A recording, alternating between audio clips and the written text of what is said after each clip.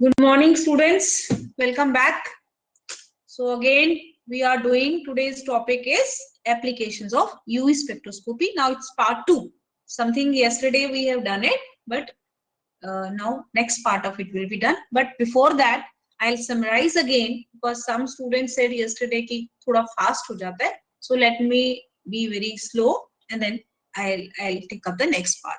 So the major applications of UV spectroscopy, major applications of UV spectroscopy are two major applications. One is quantitative, another is qualitative. Qualitative का meaning क्या होता है? देखना, कोई चीज को विजुलाइज करने के लिए, और क्वांटिटेटिव का मतलब है कितना, इसमें ये ग्रुप है मगर कितना है, दैट इज क्वांटिटेटिव. सो दो मेजर इसकी जो एप्लीकेशंस हैं वो क्वालिटेटिव पर्पस में भी हम इसका इस्तेमाल करते हैं और क्वांटिटेटिव में भी. क्वालिटेटिव में knowing the structure of A compound, हम स्ट्रक्चर किसी भी ऑर्गेनिक कंपाउंड का पता कर सकते हैं, और क्वांटिटेटिव में कंसंट्रेशन पर्टिकुलर कंपाउंड की पर्टिकुलर डोजेज में हम पता कर सकते हैं. That is major applications of UV spectroscopy.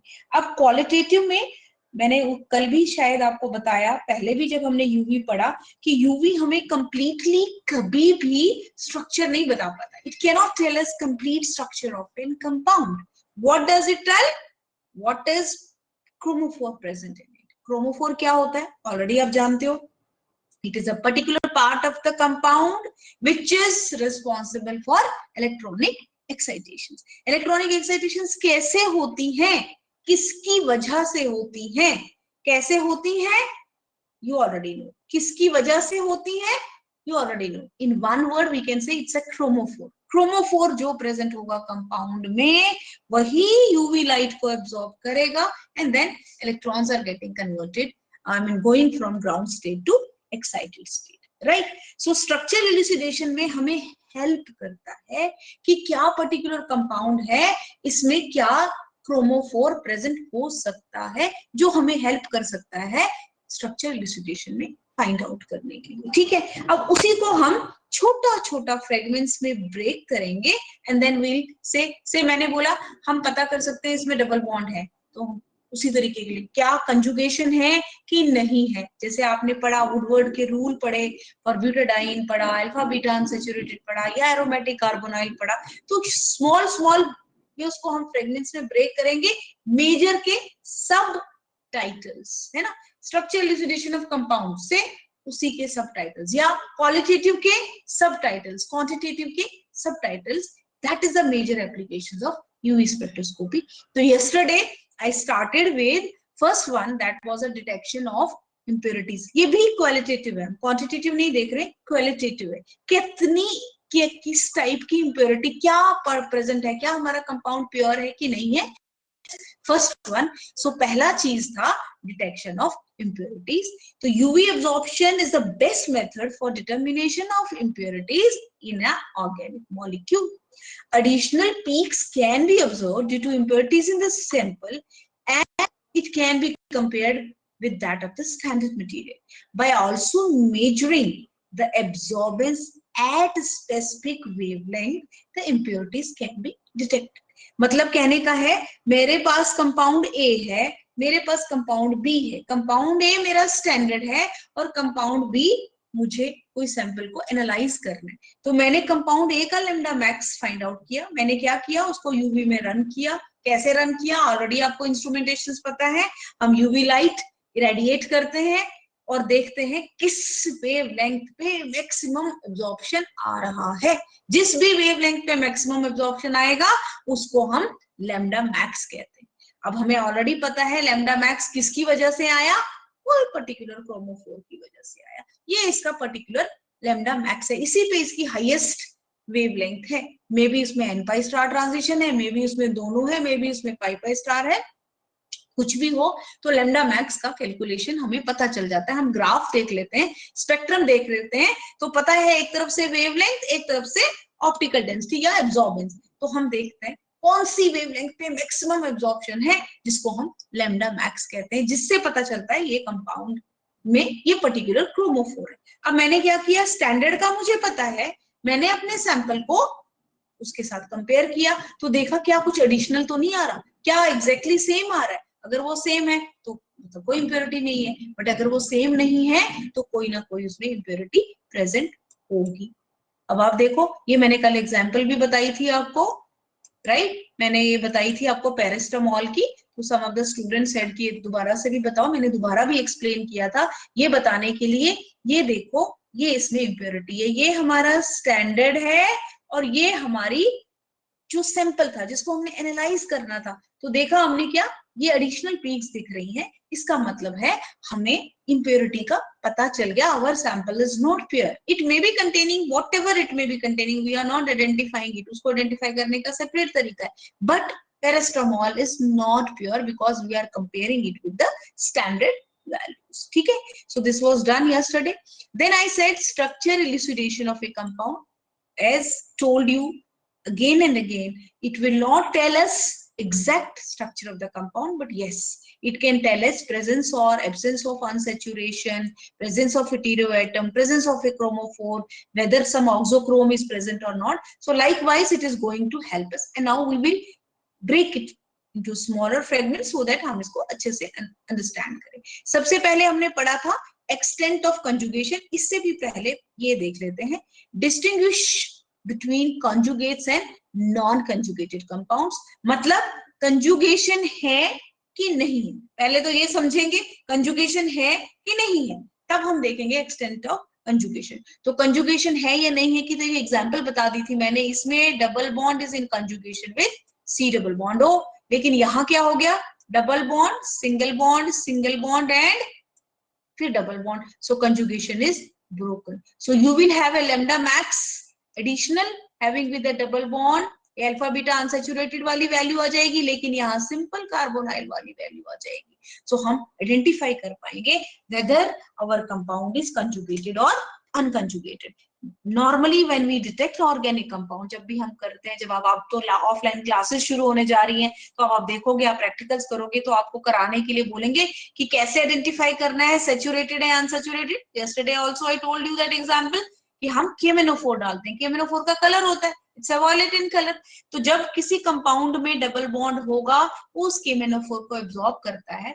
If you remember the reactions of alkene, वो डाइऑल में कन्वर्ट हो जाता है यूजिंग MnOOO4 जो उसका है, वो एक कॉम्प्लेक्स बनाता है, then it breaks down, hydrolyses and gets converted to CH2OH CH2OH। क्या हो गया, जब डबल बॉन्ड ने Mn को ले लिया तो कलर डिस्टिंग्विश हो गया, तो हम वैसे उसको डिस्टिंग्विश कर देते हैं। लेकिन इतना लंबा करने के लिए you require a material also. तो हमारे पास जब मॉडर्न टेक्निक्स आ गई, हमारे पास आपका जो टॉपिक है, आपका जो है उसका नाम क्या है, मॉडर्न एनालिटिकल मेथड, है ना। तो मॉडर्न में जब अल्ट्रावायलेट स्पेक्ट्रोस्कोपी आया तो हमें कन्वेंशनल, जबकि वो भी जरूरी है, chemicals are also required, but जब हमारे पास है सैंपल की कमी है, हमने नए नए मॉलिक्यूल्स निकाले, सर्च कर रहे हैं, हम देख रहे हैं, तो क्या हो जाता है, हमें यूवी की जरूरत पड़ जाती है। तो हमने क्या करा, हमने उसका यूवी ले लिया, तो देखा एक की वैल्यू तो आ रही है से 217 और दूसरी की वैल्यू 180, 100% हमें पता चल जाएगा एक कंजुगेटेड है और एक कंजुगेटेड नहीं है। अब ये कंजुगेटेड है और कितना एक्सटेंशन है, कल भी हमने पढ़ा इसको, हाउ मच। एक वुडवर्ड ने रूल बताया, एक डबल बॉन्ड एक्सटेंड होता है तो 30 का एडिशन होता है। तो हमें ये भी पता चल सकता है, अगर हमारा जौ के जैसे मैंने बीटा कैरोटीन की एग्जांपल दी थी आपको, क्या बताया, गाजर के अंदर जो कंपाउंड है वो बीटा कैरोटीन है, और बीटा कैरोटीन जो है वो जिसकी वजह से ऑरेंज कलर है। क्यों ऑरेंज कलर है, कल कोहान-फेज़र रूल भी हमने पढ़ा, तो देखा 4 से ज्यादा डबल बॉन्ड है उसमें, जब हम उसमें एडिशंस डाल रहे हैं, मिथाइल की डाल रहे हैं या एंडोसाइक्लिक की डाल रहे हैं, जो भी हमने उसमें देखा कितने अनसैचुरेटेड डबल बॉन्ड्स हैं, तो वैल्यू जो है 453 पे शिफ्ट होगी। 453 किस रीजन में आता है, विजिबल रीजन में। 400 और 800 विजिबल रीजन, 200 और 400 यूवी रीजन। तो वो कलर में चला जाता है और हमें पता चल गया भाई ये इतने जा रहा है, तो हम एक्सटेंट ऑफ कंजुगेशन भी पता कर सकते हैं। जैसे कि हमारे पास ये पॉलीइन है, हम इसमें M की वैल्यू भी पता कर सकते हैं। तो हमने देखा कि इसकी वैल्यू किसी एक कंपाउंड में यहाँ शो करी हुई है, इसमें 8 डबल बॉन्ड से, तो वैल्यू कॉरेस्पॉन्ड करती है 4 20 नैनोमीटर से। तो हम ये बता सकते हैं, तभी वो कलर दिखेगी, अदरवाइज वो कलर नहीं दिखेगी। अगर वो 400 को क्रॉस करेगी तो कलर दिखेगी, अदरवाइज वो कलर नहीं दिखेगी। So like wise you can find out conjugation and extension of conjugation. ठीक होगी बात।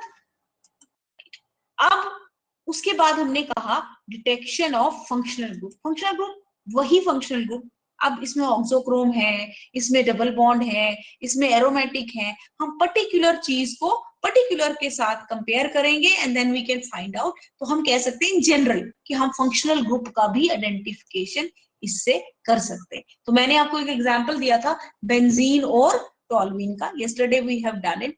तो benzene, if you remember I told you, वहां पे दो तरह के बैंड्स आते हैं। एक आता है band due to E1 E2 और दूसरा बैंड आता है ड्यू टू बेंजेनॉइड, बेंजीन की वजह से, जो 52 57 के आसपास आता है ना।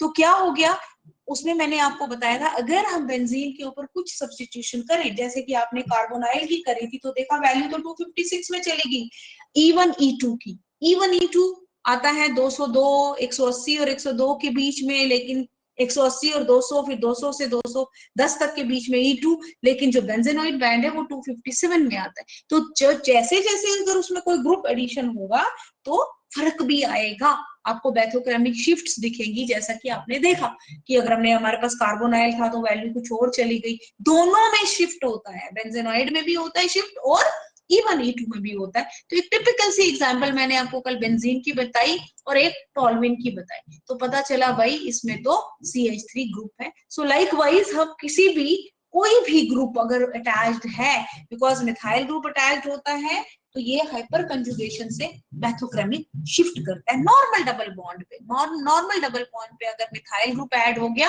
सो इट एड्स 5 या 10 का नैनोमीटर का डिफरेंस आ जाता है, तो ये बैथोक्रोमिक शिफ्ट देता है। जितना ज्यादा हाइपर कंजुगेटेड, अब ये सारी चीजें सब ऑर्गेनिक केमिस्ट्री की हैं, hyper conjugation, inductive effect, mesomeric effect, you should have a little bit knowledge about it, तब जाके हमें समझ आएगा अच्छा कैसे कैसे करता है।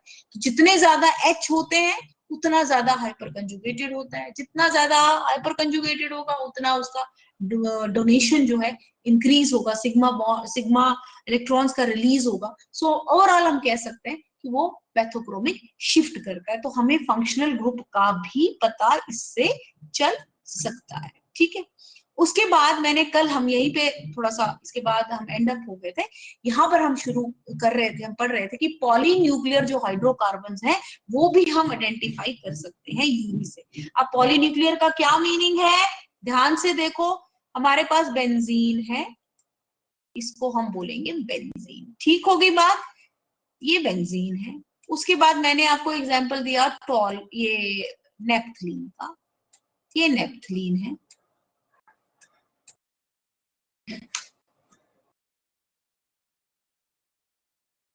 ये हमारा नेप्थलीन है।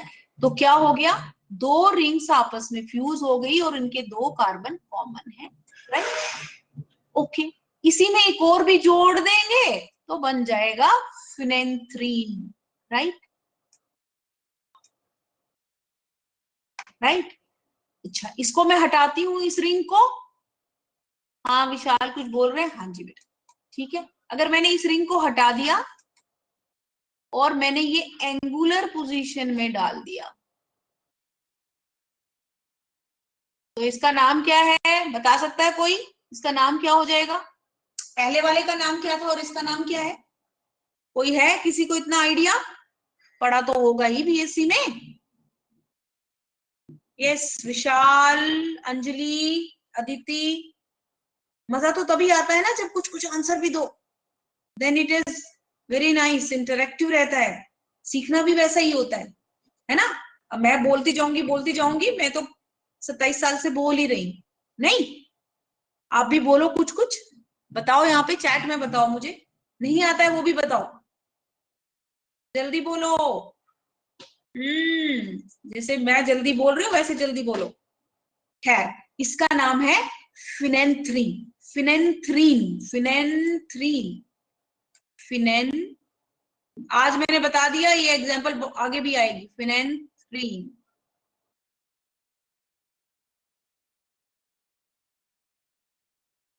ठीक है, इसको बोलते हैं फिनेंथ्रीन। और अगर ये यहाँ की जगह लीनियर में था जैसा कि पहले था, उसका नाम है एंथ्रासीन। एक रिंग है तो बेंजीन, दो रिंग है तो नेप्थलीन, तीन रिंग है एक ही लाइन में है तो एंथ्रासीन, और अगर एंगुलर है तो फिनेंथ्रीन। लाइकवाइज क्राइसीन, पाइसीन, ऐसे ऐसे बनते हैं। ठीक है, एक और भी ऐसे हो सकता है, ये बेंजीन है, ठीक, और ये बेंजीन है, ठीक। दो बेंजीन आपस में जुड़ गए लेकिन इनका कोई भी एटम कॉमन नहीं है, इसको बोलते हैं डाइफिनाइल या बाइफिनाइल। क्या बोलेंगे? डाइफिनाइल या बाइफिनाइल। अब हमारे कंपाउंड में पॉलीन्यूक्लियर हाइड्रोकार्बन है, एरोमेटिक पॉलीन्यूक्लियर हाइड्रोकार्बन है, हम यूवी से आइडेंटिफाई कर सकते हैं। ये ऐसा है कि ऐसे जुड़े हैं एक के बाद एक, जिसमें कॉमन कार्बन है, ऐसे हैं, हम यूवी से फाइंड आउट कर सकते हैं। देखो क्या होता है, मैं इसको इस वाले को सोचो, मैं बॉन्ड्स में डालती हूँ, ये देखो ये बॉन्ड्स हैं, है ना। तो ये सोचो ये यहाँ पे रिंग नहीं है, बॉन्ड ही बॉन्ड ही के फॉर्म में डाल रही हूँ, तो अब मेरे को फिर से रब करना पड़ेगा। तो क्या होता है, कंजुगेशन, यहाँ से ये डबल बॉन्ड, ये सिंगल बॉन्ड, ये डबल बॉन्ड, ये सिंगल बॉन्ड, ये डबल बॉन्ड, ये सिंगल बॉन्ड, और आप देखोगे एक्सटेंट ऑफ कंजुगेशन।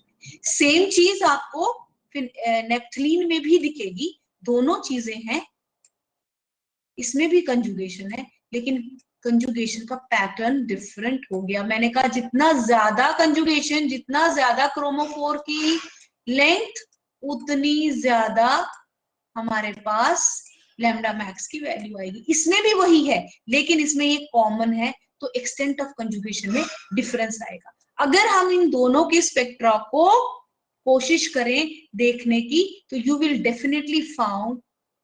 आवाज क्लियर नहीं आ रही? अब आ रही है? अभी क्लियर आ रही है? बीच में कभी कभी थोड़ा कनेक्टिविटी इशू होता है, बट आई डोंट थिंक कोई ऐसा इशू है। Admin please let me know, clear हो रही है? आवाज आ रही है? ओके। तो इन दोनों को जब हम आपस में कंपेयर करते हैं तो हमें पता चल जाता है एक डाइफिनाइल है और एक नेप्थलीन है। छोटी सी डिफरेंस है। क्या डिफरेंस? क्या डिफरेंस थी नेप्थलीन और डाइफिनाइल में? एक कार्बन कोई भी उसमें कॉमन नहीं है। तो you can find out, identification हमारा कंपाउंड का हो सकता है, बड़े आराम से हम फाइंड आउट कर सकते हैं। पॉलीन्यूक्लियर हाइड्रोकार्बन हमारा है, एक कंडेंस्ड है, एक में कंडेंस्ड नहीं है, अलग अलग तरीके से जुड़ा है। एक में लैम्डा मैक्स ज्यादा आएगा, एक में लैम्डा मैक्स कम आएगा। हम दोनों कंपाउंड्स को जब अल्ट्रावायलेट रेज पास करेंगे तो स्पेक्ट्रा दोनों का डिफरेंट है, जबकि देखो तो दोनों में बेंजीन के साथ बेंजीन जुड़ा है, मगर एक के बीच में कार्बन कॉमन है, दोनों के एक के बीच में कार्बन कॉमन नहीं। तो एक्सटेंट ऑफ कंजुगेशन हमें इन बता सकता है कि हमारा जो पॉलीन्यूक्लियर एरोमेटिक हाइड्रोकार्बन है वो कैसा है। ठीक हो गई बात? ये हमने कल यहां तक कर लिया था। अब हम इसके अगले पार्ट्स को कंटिन्यू करते हैं। अब है identification of A compound in different solvent. वही कंपाउंड हमने एक सॉल्वेंट में लिया, वही कंपाउंड हमने डिफरेंट सॉल्वेंट में लिया, तो हमें आइडेंटिफिकेशन भी पता चल सकती है कंपाउंड की। सपोज हमारे पास ये कंपाउंड है क्लोरोहाइड्रेट, इस कंपाउंड को बोलते हैं क्लोरोहाइड्रेट। देख रहे हो, CCl3CHOH2O, समझ गए? CCl3CHOH2O, ये एक वाटर मॉलिक्यूल को अपने साथ ऐड करता है। Chlorohydrate shows an absorption maxima at 290 in hexane, whereas if we put same very compound in aqueous media, aqueous media क्या होता है? पानी वाला मीडिया, उसमें डालते हैं तो देयर इज अ डिक्रीज। ये आप पहले पढ़ चुके हो, फैक्टर्स इफेक्टिंग ट्रांजिशंस, है ना। तो क्या हो गया, क्लोरोहाइड्रेट में क्या है हमारे पास? C double bond O। मैंने आपको बताया था एन पाई स्टार ट्रांजिशन, ये आगे भी आएगा। एन पाई स्टार ट्रांजिशंस को अगर हम लेस पोलर से ज्यादा पोलर में जाते हैं, there is blue shift, hypsochromic shift, है ना, बताया था। और पाई पाई स्टार ट्रांजिशंस में there is a bathochromic shift. अब हमें पता है इसमें कार्बोनाइल ग्रुप है ना, तो क्या हुआ, कंपाउंड थोड़ा सा वेरिएट कर गया, एक तो ट्रांजिशन की वजह से वेरिएट कर गया, तो हुआ क्या, यहाँ पे CHO था, इसने वाटर को ऐड करा, लेकिन अब क्या हो गया, अब हमने इसको जब पानी में डाल दिया तो इसने सोचो एक और मॉलिक्यूल को भी ऐड करा, ये hydrogen bonded bonded bonded bonded bond बन गया, और कंपाउंड में वेरिएशन वैसे ही आ गई, एन पाई स्टार ट्रांजिशन वैसे ही डिक्रीज हो जाती, हिप्सोक्रोमिक शिफ्ट करेगी, लेकिन साथ के साथ ये CHO ने वाटर के साथ ये जो ऐसे बनाया था additional compound, now it has reacted with it, और साथ के साथ एन पाई स्टार ट्रांजिशन। तो अगर हम हेक्सेन में ले रहे थे तो ये ऐसा ही बिहेव कर रहा है, लेकिन जैसे ही पानी में डाला इसका बिहेवियर चेंज हो गया और लैम्डा मैक्स भी चेंज हो गया। तो हम कह सकते हैं कंपाउंड का आइडेंटिफिकेशन हम डिफरेंट सॉल्वेंट में हो गया, हम ये भी यूवी से फाइंड आउट कर सकते हैं। ये चीज है, इसको छोड़। Now identification of an unknown compound, अभी तक हम जो भी चीजें देख रहे हैं क्या देख रहे हैं, कंजुगेशन है, अनकंजुगेशन है, फंक्शनल ग्रुप है, हम किसी से कंपेयर कर रहे हैं, नेफ्थलीन को डाइफिनाइल के साथ कंपेयर किया, लेकिन हम अननोन कंपाउंड को भी कर सकते हैं, आइडेंटिफाई कर सकते हैं, है ना। अगर तो दोनों कंपाउंड सेम है तो क्या होगा, उनका स्पेक्ट्रा भी सेम आएगा, लेकिन अगर दोनों कंपाउंड डिफरेंट हैं तो उनका स्पेक्ट्रा भी डिफरेंट आएगा। जैसा कि आपने पैरास्टामोल में देखा, हमने क्या देखा पैरास्टामोल वाले में, पहले इम्प्योरिटी, इम्प्योरिटी तो कुछ भी हो सकती है, A plus B plus C, it can be anything, लेकिन अगर हमारे कंपाउंड में प्लस कुछ नहीं है बट कंपाउंड ही डिफरेंट है, हमारा पैरास्टामोल है, दूसरा हमने मिथाइल सैलिसिलेट ले लिया, तो जब दोनों के कंपेयर करेंगे हम स्पेक्ट्रा, दोनों अगर सेम नहीं आ रहे हैं, हमें अभी पता नहीं है कौन पैरास्टामोल है कौन मिथाइल सैलिसिलेट है, लेकिन ये तो पता कर सकेंगे हम कि दोनों कंपाउंड सेम नहीं है। कभी कभी क्या हो जाता है, हमको 3 सैंपल्स दे दिए पैरास्टामोल के, बोला बताओ कि ये सेम है कि नहीं है, आप उसकी ऐसे करने जा रहे हो, आपको तीनों सैंपल्स को आइडेंटिफाई करना है कि ये सेम है कि नहीं है।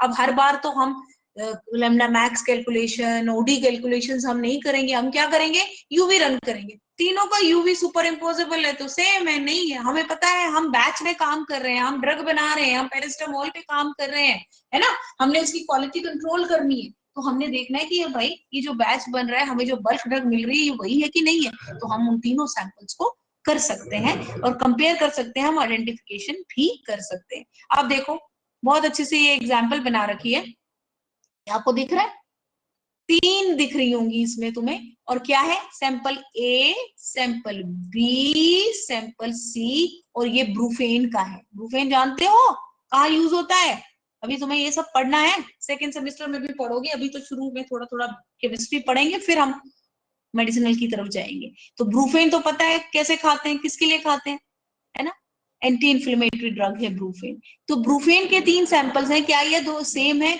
तो क्या किया, ये देख रहे हो, ये एक कलर का, एक दूसरे कलर का, और तीसरे कलर का, तीनों का अगर सुपर इम्पोजेबल है, आप एब्जॉर्प्शन, एक तरफ से एब्जॉर्बेंस है और एक तरफ से वेवलेंथ है, तो दिख रहा है एक यहाँ आई, एक नॉच यहाँ आया, क्यों आया, वो उसके अंदर के क्रोमोफोर की वजह से, एक यहाँ आया, एक यहाँ आया, एक यहाँ आया, एक यहाँ आया, और एक यहाँ आया। आप कह सकते हो इसके इतने सारे लैम्डा मैक्स हैं क्योंकि उसका स्ट्रक्चर वैसा है, उसमें बेंजीन भी है, उसमें क्या कहते हैं उसको, प्रोपियोनिक एसिड डेरिवेटिव्स होते हैं, COOH भी है, तो बहुत सारे उसमें फंक्शनल ग्रुप्स हैं और या क्रोमोफोर्स हैं जिसकी वजह से हमें लैम्डा मैक्स भी मिल सकता है। तो आप देख रहे हो एक यहाँ आ रहा है तो तीनों में वो यहीं आ रहा है, तीनों में ये दूसरी शोल्डर यहाँ आ रही है, जबकि हम इसको कंसीडर करेंगे मैक्सिमम एब्जॉर्प्शन, आपको 1 पॉइंट ये लगा लो, 1.5 लगा लो,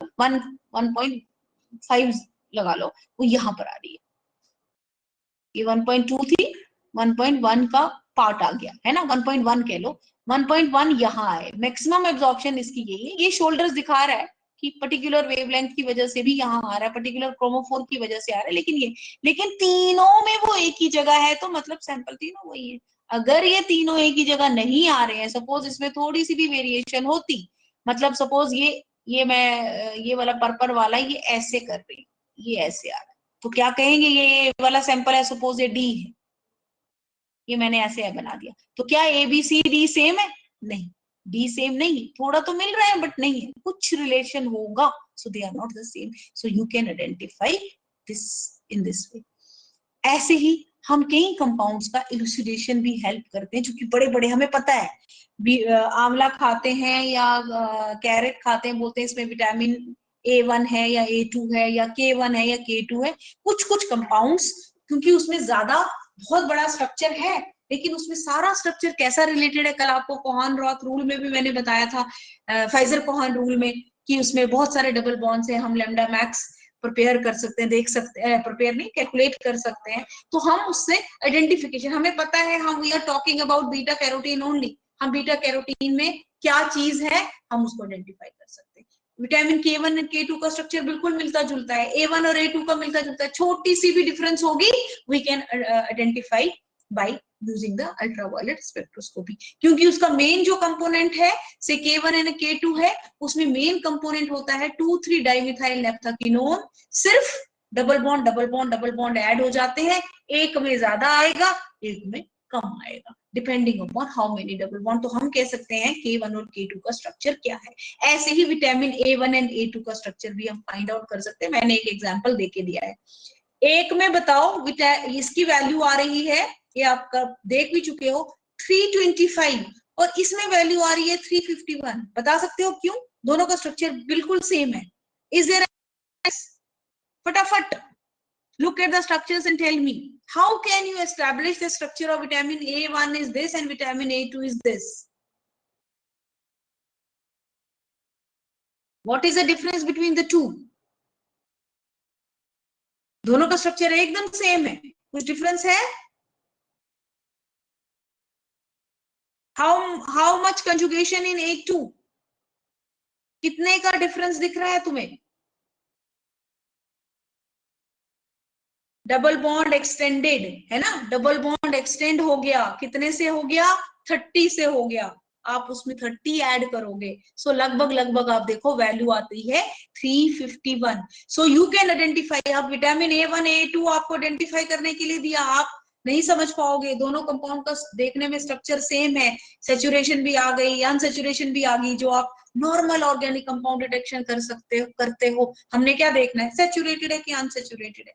फिर जब हम करते हैं ना उसको स्टडी करते जाते हैं, उसकी केमिकल ट्रांसफॉर्मेशन करते हैं, बाद में अल्टीमेटली हम मेल्टिंग पॉइंट देखते हैं, बाकी सारी चीजें तो सेम है कंपाउंड में, डबल बॉन्ड भी है, एलिफेटिक भी है, OH ग्रुप भी है, फिर करते करते करते हम क्या करते हैं, मेल्टिंग पॉइंट देखते हैं, तो दोनों कंपाउंड का मेल्टिंग पॉइंट डिफरेंट, लेकिन मेल्टिंग पॉइंट इतना एक्यूरेट मेथड नहीं होता, थोड़ी बहुत अगर सैंपल आपका वेट रहता है या थोड़ा सा भी इम्प्योर होता है तो मेल्टिंग पॉइंट कम आ जाता है। तो क्या बेस्ट मेथड है, हमने दोनों, हमें पता है ये विटामिन A1 है A2 है, लेकिन कौन A1 है कौन A2 है वी आइडेंटिफाई, तो हम आइडेंटिफाई करने के लिए क्या कर रहे हैं, इसका मैं कैलकुलेट करा, देखा यूवी से, और इसका भी देखा, इसका 325 आ रहा है, इसका 351 आ रहा है, इसका मतलब है इसमें कहीं ना कहीं we know structure are related, लेकिन क्या है कहीं ना कहीं पर एक्सटेंशन ऑफ कंजुगेशन है, so that way it is going to help us. ठीक है, ये एक बड़ा इंपॉर्टेंट एक और कैरेक्टरिस्टिक है जिसको हम बोलते ओवर टॉटोमेरिक फॉर्म। पहले तो ये समझो टॉटोमेरिज्म होता क्या है, क्या होता है टॉटोमेरिज्म, किसको कहते हैं हम टॉटोमेरिज्म? चलो समझने की कोशिश करो पहले, टॉटोमेरिज्म क्या है, क्या इन दोनों स्ट्रक्चर्स में कोई डिफरेंस लग रहा है कि ये दोनों स्ट्रक्चर सेम है? आप अंजलि अपना माइक ऑन कर लो, यू कैन स्पीक, मैंने किसी को म्यूट नहीं किया है, आपका जिसका माइक चलता है वो बोल सकता है, क्योंकि इंटरेक्शन में और अच्छा लगता है। Anjali, network issue, okay, Vivek can you speak?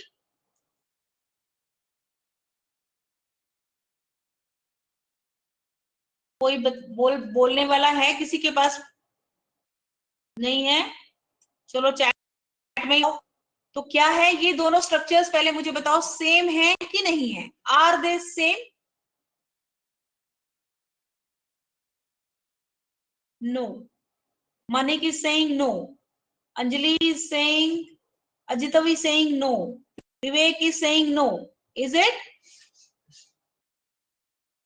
ये दोनों स्ट्रक्चर सेम है कि नहीं है, मेरा क्वेश्चन पहले समझने की कोशिश करो। इफ आई से 2-hydroxypyridine और आई से pyridone 2, will it mean the same thing or not?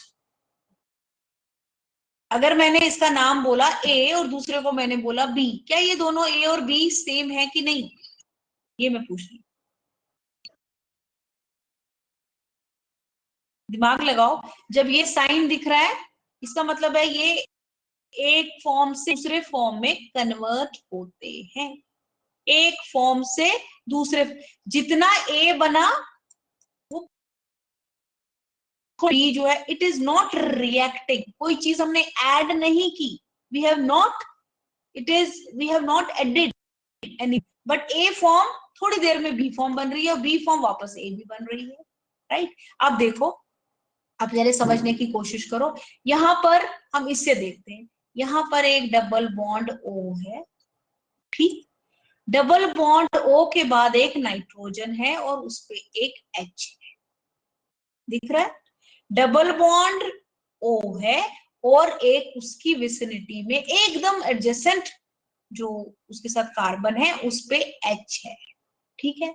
तो हुआ क्या, ये एच शिफ्ट कर गया ऑक्सीजन के पास, ठीक हो गई, और डबल बॉन्ड शिफ्ट कर गया यहाँ, ठीक, ये जो बनाया है देख रहे हो आप, क्या हो गया, ओ एच और एन का एच ओ ने ले लिया और डबल बॉन्ड यहाँ आ गया, आप इसको ऐसे भी लिख सकते हो ऐसे भी लिख सकते हो।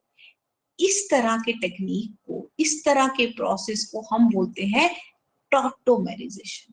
टॉटोमेराइजेशन में जरूरी नहीं है नाइट्रोजन हो, इट कैन बी, सोलो मैं इसको कार्बन कर सकती, कार्बन की विसिनिटी में ए डबल बॉन्ड ओ की विसिनिटी में अगर एच है, वो एच शिफ्ट कर जाता है, माइग्रेट कर जाता है, रीअरेंज कर जाता है और हम उसको बोलते हैं टॉटोमेरिज्म। टॉटोमेरिज्म के और भी टाइप्स होते हैं, कार्बेनाइन टॉटोमेरिज्म भी होता है जिसको, है ना, लेकिन नॉर्मली जो हम लेते हैं it's always prototropic. Tropic of proton, proton किसको बोलते हैं, H प्लस को, H प्लस शिफ्ट करता है। अब इसकी अगर इंट्रिकेसी समझने की कोशिश करो, आगे बहुत बार आएगा, अभी आईआर में भी आएगा, ये जो C डबल बॉन्ड O है ये हमेशा कैसे एग्जिस्ट करता है, क्योंकि कार्बन और ऑक्सीजन में जो डिफरेंस है इलेक्ट्रोनेगेटिविटी का बहुत ज्यादा है ना, मैंने पहले भी आपको बताया पोलर और नॉन पोलर का क्या मीनिंग होता है, तो कार्बन और ऑक्सीजन के बीच में जो इलेक्ट्रोनेगेटिविटी का डिफरेंस है वो बहुत ज्यादा है। तो क्या होता है, जो ऑक्सीजन ने अपना शेयर किया था electron with the carbon, it tries to withdraw that electron towards itself with the result इसको हम कहेंगे ये प्लस हो गया, ये माइनस होता नहीं है बट इसकी टेंडेंसी है कि ये बॉन्ड अब नहीं रहा, ये प्लस हो गया और ये माइनस, ठीक हो गई बात। अब ये माइनस तो ले सकता है, इसने आपको स्टेबल करना है, तो नाइट्रोजन जो है ये इसके ऊपर ये जो एच था ये भी इससे नाइट्रोजन ने अपना इलेक्ट्रॉन ले लिया, उसने बोला मुझे दे दो तुम मेरा इलेक्ट्रॉन, ये बेचारा एच जो है प्लस के फॉर्म में घूम रहा है, ये डिटैच नहीं है बट इसके पास इट्स डिवोइड ऑफ इलेक्ट्रॉन, नाइट्रोजन की भी टेंडेंसी है कि मैं अपनी तरफ खींचूं, तो विद द रिजल्ट क्या हो गया, ये एच इस ऑक्सीजन ने अपनी तरफ पिक कर लिया, ठीक हो गई बात। जब ये एच प्लस चला गया तो यहाँ क्या आ जाएगा, जो देता है इलेक्ट्रॉन, जो देता है इलेक्ट्रॉन वो प्लस हो जाता है, जो लेता है वो माइनस, तो इसमें से कैसे पोलराइजेशन मैं करूंगी, ऐसे, तो इसका मतलब है नाइट्रोजन ने क्या किया, इलेक्ट्रॉन को ले लिया, किससे ले लिया, H से ले लिया, अब वो H तो हो गया H प्लस, ठीक, और नाइट्रोजन हो गया नेगेटिव, ठीक होगी बात, H तो हो गया H प्लस, नाइट्रोजन हो गया नेगेटिव, ये H प्लस कहाँ चला गया, इस ऑक्सीजन में, बोला मेरे को दे दो भाई क्योंकि मैं नेगेटिव हूं, मुझे चाहिए H प्लस, मैं इसके साथ बैलेंस कर दूंगा, तो यहां से H गायब हो गए महाशय जी and it has gone to oxygen, ठीक हो गई बात।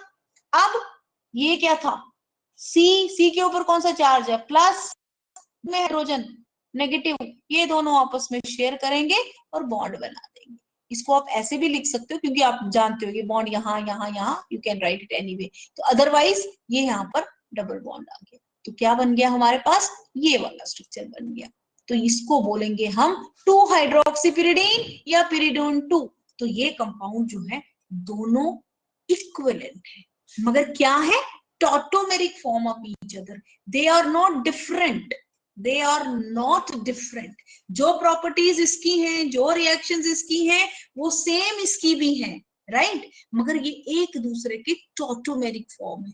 टॉटोमेरिक फॉर्म है मतलब हम इंटरकन्वर्टेबल है, ये है और ये है। अब यूवी इसमें क्या रोल प्ले कर रहा है भाई, यूवी से हमें कैसे, अब क्या होता है, कौन सी फॉर्म कितनी देर रहेगी, ये सबसे बड़ा इंपॉर्टेंट है। अभी मैंने कहा इंटरकन्वर्टेबल है, हम बोल रहे 2 हाइड्रोक्सीपिरिडीन, सपोज मुझे कुछ मिथिलेशन करनी है या मुझे अरेस्ट करनी है, मुझे नहीं चाहिए इस तरीके का ये कीटोन वाला रिएक्शन, या मुझे कीटोन में यहाँ कुछ ऐड करना है, कोई रिएक्शन करनी है, बट मुझे नहीं पता मेरा फॉर्म कौन सा वाला स्टेबल है और कितनी देर ये रहता है। दोनों फॉर्म्स इंटरकन्वर्टेबल है, मैं ए सेक्शन में भी जा सकती हूँ, मैं बी सेक्शन में भी जा सकती हूँ, मेरे पास ओपन चॉइस है, बट कितनी देर ए सेक्शन, कितनी देर बी सेक्शन, मेरी प्रेफरेंस कहाँ है, मेरी स्टेबिलिटी कहाँ है, वो फॉर्म हमें नहीं पता चलती है।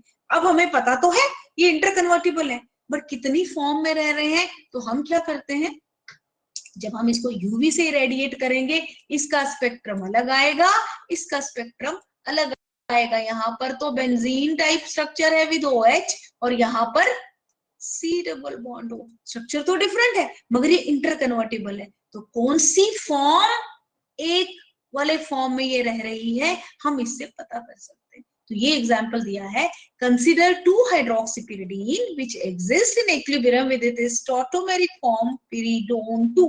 ये इक्विलिब्रियम में है, ए भी बन रहा है, बी भी बन रहा है। अब हमें नहीं पता इन कंपाउंड में कौन सा, अब हमें बोले कि बताओ जी पिरिडीन 2 हाइड्रोक्सीपिरिडीन का स्ट्रक्चर कौन सा फेवरेबल है, तो ये देखने के लिए हम अल्ट्रावायलेट स्पेक्ट्रम देखेंगे। तो देख रहे हैं ज्यादातर वो पिरिडोन 2 फॉर्म में रहता है, which is alpha beta unsaturated ketone and clearly equilibrium is shifted towards right. तो बोलेंगे पिरिडोन 2। क्या किया हमने, यहां देखो तो ये है डबल बॉन्ड, ये है कीटो, तो आप ऑलरेडी जान रहे हो alpha beta unsaturated carbonyl extension with one band also with one double bond also. जब आप इसकी वैल्यू पता करोगे, इसकी वैल्यू, इसमें बेंजेनाइड टाइप बैंड आएंगे, इसमें हमारे कार्बोनाइल टाइप बैंड आएंगे, और तो देखा गया हमें ये फॉर्म दिख रहा है, हमें लेमडा मैक्स की वैल्यू क्या दिख रही है, जो इस वाले स्ट्रक्चर से रिलेटेड है।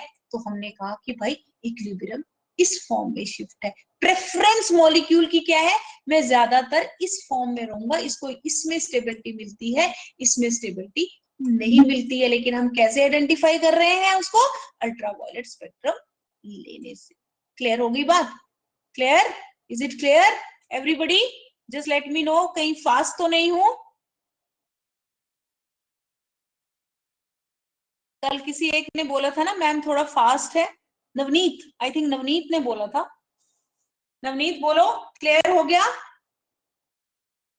विशाल को तो क्लियर है, नवनीत बताओ क्लियर है तो मैं आगे चलूं।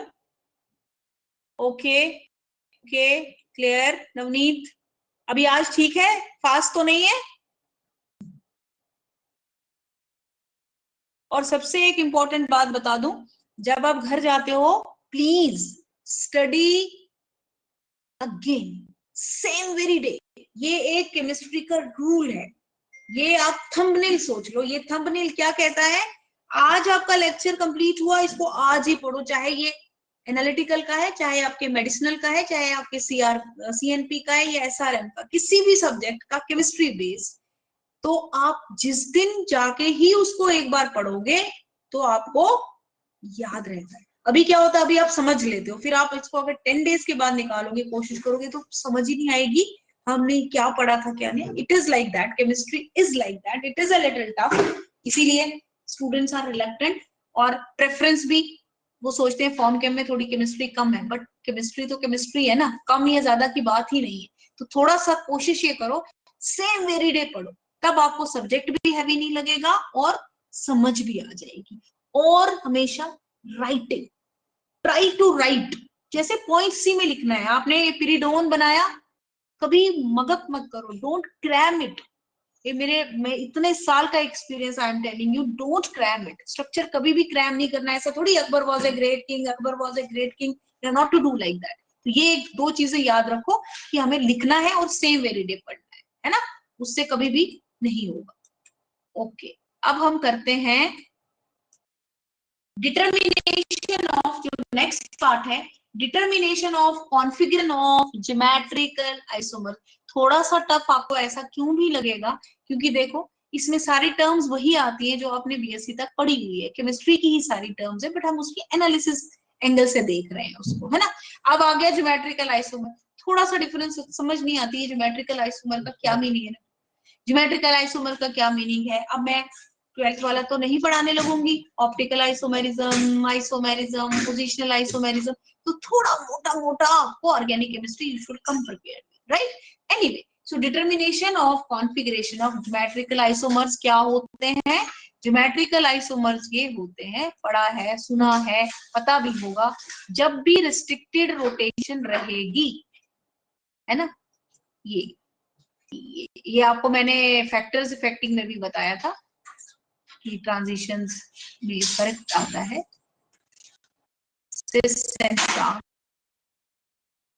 I think I remember.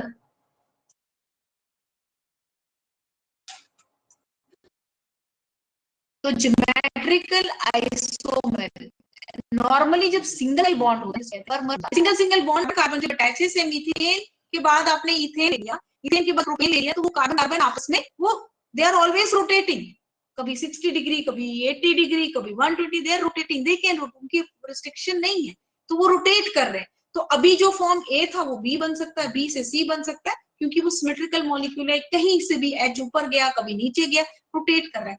लेकिन रेस्ट्रिक्टेड रोटेशन का क्या मतलब हो गया, अब ये रेस्ट्रिक्ट हो गया, ये रोटेट नहीं कर पा रहा क्योंकि इसके बीच में डबल बॉन्ड आ, तो क्या हो जाता है इसकी वजह से, अगर मैंने यहाँ पे मीथेन लिखा, ये देखो आई एम राइटिंग, सॉरी ये सारा ही चला गया, पर चलो, ये मैंने इथेन लिखा, ठीक, राइट, इथेन लिखा। अब मैंने इसको घुमा दिया, सपोज या मैंने ये भी हाइड्रोजन है, ये भी हाइड्रोजन है, ए है, यहाँ पर ए है, या बी, कोई भी चीज कर लो, बी कर लेते हैं इसको, है ना। अब क्या हो गया, इसको मैं घुमा दिया, यहाँ से चले, यहाँ से फर्क नहीं वाला, क्योंकि कोई डायमेंशन आने वाला नहीं। लेकिन जब डबल बॉन्ड दिया तो क्या हो गया, डबल बॉन्ड से जो जहां पर, सॉरी जो जगह थी, जैसे ये ग्रुप था, अब ये रिस्ट्रिक्ट हो गया, ये आर अगर इस तरफ है और ये आर इस तरफ है ना, और ये एच इस तरफ है, ये एच इस तरफ है, ये रिस्ट्रिक्ट हो गए, अपनी ही जगह रख गए, है ना। तो ये दो आर एक साइड है, दो एच एक साइड है। अब इसका दूसरा कन्फर्मर बन सकता है, दोनों आर इस तरफ आ जाए, दोनों एच इस तरफ आ जाए, तो हमने रिस्ट्रिक्ट कर दी, हम बोलते हैं रिस्ट्रिक्ट हो गई, राइट। तो रिस्ट्रिक्शन होने के साथ क्या हो जाएगा, या तो सिस बनेगा या ट्रांस बनेगा। अगर दोनों एच एक साइड है तो हम बोलते हैं सिस, या दोनों एच डिफरेंट साइड है जैसे कि यहाँ है, हम इसको ट्रांस बोलेंगे। तो हम कॉन्फ़िगरेशन ज्योमेट्रिकल आइसोमर्स की भी फाइंड आउट कर सकते हैं कि जिस एल्कीन की मैं बात कर रही हूँ, जिस एल्कीन को मैं स्टडी करने जा रही हूँ, वो एल्कीन सिस है कि ट्रांस है, वो भी हम यूवी से कर सकते हैं।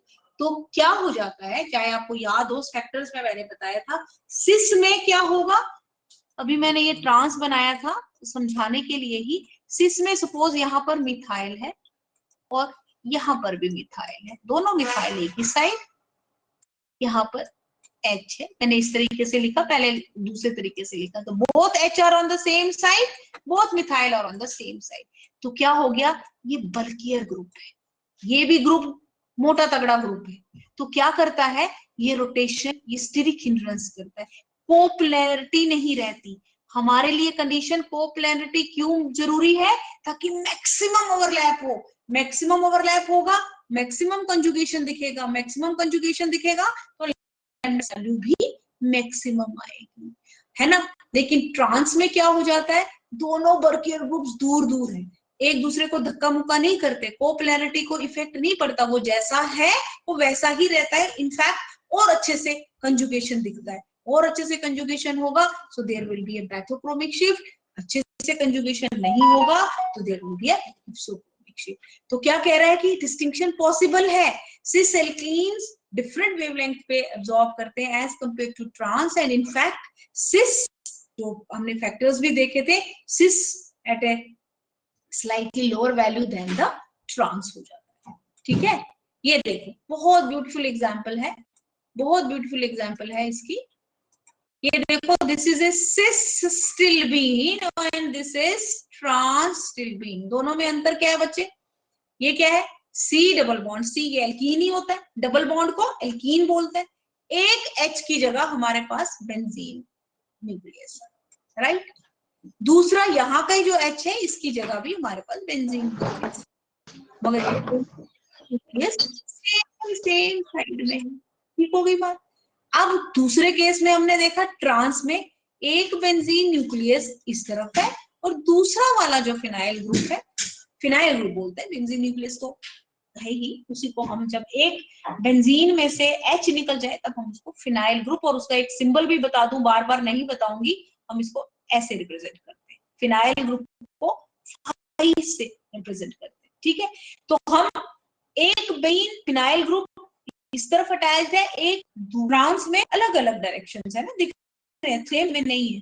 तो क्या किया उसने, अब आप ध्यान से ऊपर देख लो, किसकी वैल्यू ज्यादा आनी चाहिए, अभी मैंने आपको समझाया किसकी वैल्यू, क्योंकि ये स्टेरिकली एक दूसरे को धक्का दे रहे हैं, तगड़े तगड़े लोग हैं, वो क्या कर रहे हैं, इसकी कोप्लैनरिटी जितना ज्यादा कोप्लैनर रहेगा उतने अच्छे से ओवरलैपिंग, उतने अच्छे से हमें वैल्यू जो है मिलेगी, किसकी, हमारी ट्रांजिशन की। लेकिन अगर उसने कोप्लैनरिटी को हिला दिया, उसने रखा ही नहीं उसको, ये सी डबल बॉन्ड सी इस फॉर्म में रह ही नहीं रह पा रहा है, इसकी कोप्लैनरिटी को उसने कर दिया, तो वैल्यू जो है थोड़ी सी कम हो जाएगी। तो ट्रांस में क्या हुआ, 295 आ गई, और सिस में कितनी, 283 आ गई। तो हम कह सकते हैं, हम ज्योमेट्रिकल या कॉन्फ़िगरेशन हम पता कर सकते हैं यूवी से। हमें पता है दोनों ही सैंपल स्टिल्बीन के हैं, लेकिन ये नहीं पता है सिस कौन सा है, ट्रांस कौन सा है। जिसकी लैम्डा मैक्स ज्यादा आएगी वो ट्रांस होगा, एंड जिसकी it will be less, it will be cis stilbene. Are you getting me? Are you getting me? So why there is a difference between cis and trans? It is because of copolarity, steric hindrance. Bulkier groups are on the same side. Definitely, they will try to, yes, they will try to hinder the copolarity. और जितना वो hinder करेंगे, जितना वो hinder करेंगे उतना ही वो उसकी कोपोलैरिटी को इफेक्ट करेंगे, पोलैरिटी को इफेक्ट करेंगे तो लैम्डा मैक्स भी शिफ्ट हो जाएगा। So this is a very beautiful example for giving us an application of yes ultraviolet spectroscopy. Now next in the line is determination of strength of hydrogen bonding. जैसा पीछे भी हमने पढ़ा effect of solvent, आप already जानते हो, ये सारे फैक्टर्स हैं, फैक्टर्स ही बताते हैं तो हमारी उससे एप्लीकेशन भी हो जाती है। अब आपको पता है हाइड्रोजन बॉन्डिंग से क्या होता है, n pi star transition yes gives a hypsochromic shift. Pi pi star transition, there is not effect in excited in ground state but in excited state. तो क्या हुआ, हेक्सेन टू पोलर सॉल्वेंट गए, so there is a hydrogen bonding formation between your O के electrons and the media in which you are taking, polar solvent in which you are taking, right? तो हमें पता है hydrogen bonding की वजह से n pi star transition क्या कर देता है, डिफरेंस कर देता है, and there is a hypsochromic shift, right. ये हमें पता है कार्बोनाइल कंपाउंड्स में होता है, लेकिन वो हाइड्रोजन बॉन्डिंग कितने एक्सटेंट तक है वो भी हमें यूवी से पता चल सकता है। So solvents like water, acetone forms a hydrogen bond with n electron of carbonyl oxygen. Due to this, energy of n electrons in the ground state is lowered depending on the strength of the hydrogen bond. Thus, n pi star transition of a carbonyl compound is shifted towards longer wavelength. Hence, by measuring the lambda max of a carbonyl compound in a non-polar and than in a polar protic solvent, the strength of hydrogen bond can be determined, है ना? You already know this. So for example, आपको example भी है, you have an n pi star transition of acetone in hexane at 279 and then in water 264. So blue shift by how much nanometers?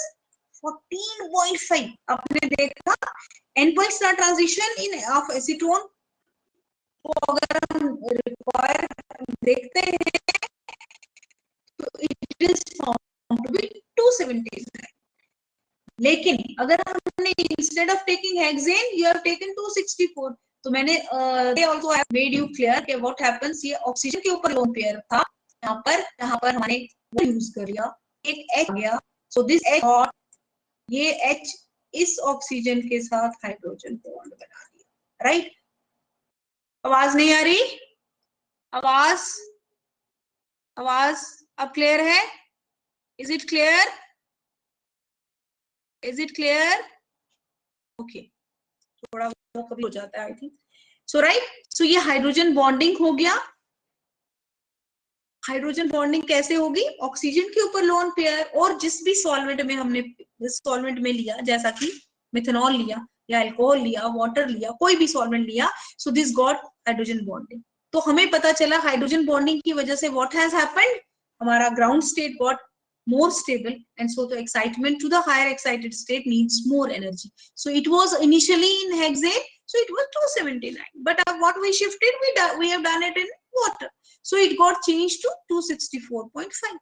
So that means blue shift by 14.5 nanometer, which corresponds to an energy of kilocalories per mole. The strength of hydrogen bond between water and acetone is 5 kcal per mole, which is fairly in agreement with the known strength of hydrogen bond. अब हमें समझ आ गई कि normal hydrogen bond की जो ये है normally 8 तक जाती है हमारी हाइड्रोजन बॉन्ड की। तो क्या देखा, हम एक्सटेंड फाइंड आउट कर सकते हैं, मतलब 5 है तो रेंज जो है हाईएस्ट बॉन्ड का है 8 तक जाता है, वो 5 6 आया 4 आया, हम स्ट्रेंथ भी फाइंड आउट कर सकते हैं। कैसे करा? एसीटोन को हेक्सेन में कर लिया, एसीटोन को हमने वाटर में कर लिया, एसीटोन को हमने मिथेनॉल में कर लिया, एसीटोन को हमने इथेनॉल में कर लिया। सो you can find a blue shift by how many nanometer, which will correspond to how what is the strength of hydrogen bond. So this is also one of the parameters which can show, which can be detected from ultraviolet spectroscopy, right? ये सब अभी तक जो भी हम पढ़ रहे हैं, they are all qualitative. We have not started with the quantitative. जब आपको एग्जाम में क्वेश्चन आता है वहां तो लगता है 5 पॉइंट हमने ले लिए, but try to understand and then, है ना? अंडरस्टैंडिंग के बिना तो कुछ भी लिख दोगे, extent of conjugation, polynuclear, but try to understand each and every point, then it will be, आपको क्रैम की जरूरत नहीं करनी पड़ेगी, you need not to cram it, you understand the thing, what is the thing behind it. Anyway, so last this in qualitative is your hindered rotation and conformation analysis. As we have done hindered rotation, you already done of the still beam, so exactly the same very thing is going to take. Any deviation from copolarity of a double bond, it is not necessary that it may be because of steric, any deviation which makes the pi and n orbitals to overlap in a right manner or in a wrong manner. More the overlapping, more will be the, yes, conjugation, more will be the overlapping content. If overlapping content is more, definitely less energy will be required for your excitation. Any deviation from copolarity of the double bonds will result in the reduction of pi orbital overlap, and thus lambda max shifts to the lower value, as we have earlier seen the case just before that, still and trans-still and cis-still. So for example, 2,3-di tertiary butyl 1,3-butadiene. In this case, there is a little conjugation between two double bonds. मैं पहले आपको example ही बता दूं, बनी हुई ये देख सकते हो, है ना? cis and trans वाली एक example थी, ऐसे ही दूसरी एक example है।